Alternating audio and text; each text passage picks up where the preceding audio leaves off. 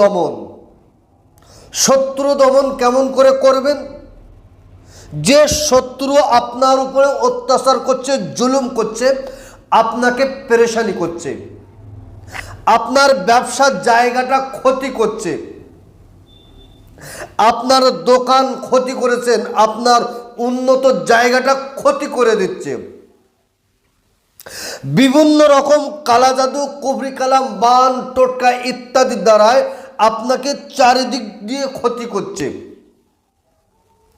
আপনি পেরেশানির মধ্যে পড়ে আছেন।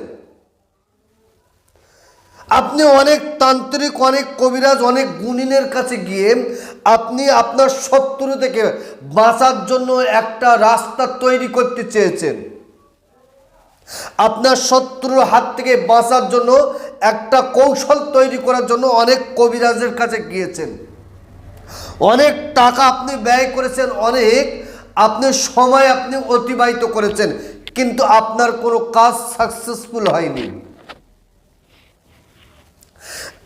আমি আপনাকে বলছি, যে শত্রু আপনার উপরে জুলুম করছে, ক্ষতি করছে, পেরেশানি করছে, আপনাকে কিছু করতে হবে না। আপনার উপরে বান, টোটকা ইত্যাদির দ্বারা ক্ষতি করছে, তো আপনি এই কাজটা করেন। যে আপনাকে ক্ষতি করছে সেই ক্ষতিটা তার হবে। আপনি গোপনে যদি এই ছোট কাজটা করে আপনি যদি ফিরে আসতে পারেন, আপনি আপনার চোখে দেখতে পাবেন শত্রুর কি হাল হয়েছে, কিভাবে পরিবর্তন হয়েছে। কারণ কথা সবাই বলতে পারে, কিন্তু কাজ কজন করে, কাজ করে দেখাতে হবে। ওই জন্য আমি আপনাকে বলছি, আপনাকে তান্ত্রিক, কবিরাজ, গুণিন কোথাও যেতে হবে না।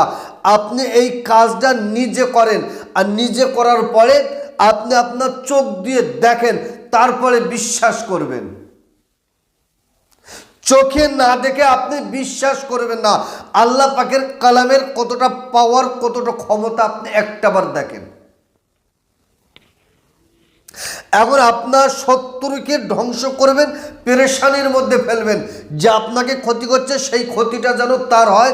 আপনি কি করবেন দেখেন, সপ্তাহে দুটো দিন আপনাকে ধার্য করতে হবে। একটা হলো শনিবার অথবা আরেকটা হলো মঙ্গলবার। শনি এবং মঙ্গলবার নির্জন রাতে আপনাকে কাজটা করতে হবে। কাজটা করার আগে আপনাকে 12টা মাটির ঢিল জোগাড় করতে হবে, 12টা মাটির চাং আপনাকে জোগাড় করতে হবে। শনি অথবা মঙ্গলবার সবাই যখন ঘুমাবে, আপনি সুন্দর করে গিয়ে গোসল করুন, পরিষ্কার পরিচ্ছন্ন কাপড় পরে পরিষ্কার জায়গায় আপনি বসেন, 5 পাঞ্জাতনের সম্মান অর্থে 5টা আগরবাতি, ধূপবাতি জ্বালিয়ে দেন। 3 বার তওবা ইস্তিগফার, আস্তাগফিরুল্লাহ রাব্বি মিন কুল্লি জামবি ওয়া তুবু ইলাইহি, লা হাওলা ওয়ালা কুওয়াতা ইল্লা বিল্লাহিল আলিয়্যুল আযীম। মাত্র কবার পড়বেন? 3 বার। 11 বার দরুদ শরীফ পড়েন। দরুদ শরীফ পড়ার পরে আপনি যে 12টা মাটির ঢিল নিয়েছেন, ওই 12টা ঢিলের মধ্যে থেকে একটা ঢিল আপনার সামনে নিয়ে আসেন। আর আমি স্ক্রিনের উপরে দিচ্ছি, দেখেন, বিসমিল্লাহির রহমানির রহিম, কুল্লু মান আলাইয়া ফান ওয়া ইয়াবকা ওয়াজহু রাব্বিকা যুল জালালি ওয়াল ইকরাম। একবার পড়বেন, শত্রুর নাম, শত্রুর বাবার নাম, শত্রু যদি মেয়ে হয় সেই শত্রু মেয়ের মায়ের নাম পড়ে আপনি মাটিতে ফু দেন। ফের একবার পড়েন, ফের নাম দেন, মাটিতে ফু দেন। ফের একবার পড়েন, নাম দেন, মাটিতে ফু দেন। একটা ঢিলের উপরে মাত্র আপনি 12টা ফু দেন, দিয়ে ওই মাটির ঢিলাটা এক সাইডে রেখে দেন, দিয়ে আরেকটা মাটির ঢিলা আপনি নিয়ে আসেন।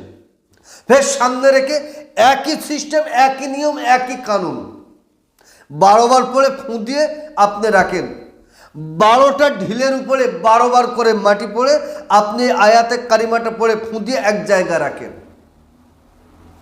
রাখার পরে এবারে কি করবেন? 3 বার তওবা ইস্তিগফার, 11 বার দরুদ শরীফ পড়ার পরে একটা মাটির ঢিল নিয়ে রাতের অন্ধকারে যে শত্রু যে দুশমন আপনাকে পেরেশানি করছে, ক্ষতি করছে, আপনি তার বাড়িতে গিয়ে ফেলে দিয়ে চলে আসেন। একটা একটা করে মাটির ঢিলা, মাটির চাং, যে আপনার শত্রু, যে আপনার দুশমন, যে আপনাকে পেরেশানি করছে, যে আপনার উপরে জুলুম করছে, যে আপনার ব্যবসাটা ক্ষতি করছে, যে আপনার কাজ কারবারে ক্ষতি করছে, আপনি মাটির ঢিলটা তার বাড়িতে ফেলে দিয়ে আপনি আপনার বাড়িতে আসেন।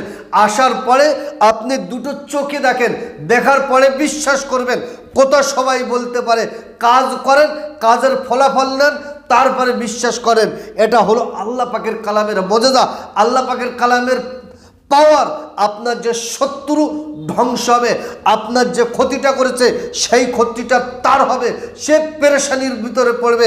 এতটা পাওয়ারফুল, এতটা পরীক্ষিত, একটাবার আপনি করে দেখেন।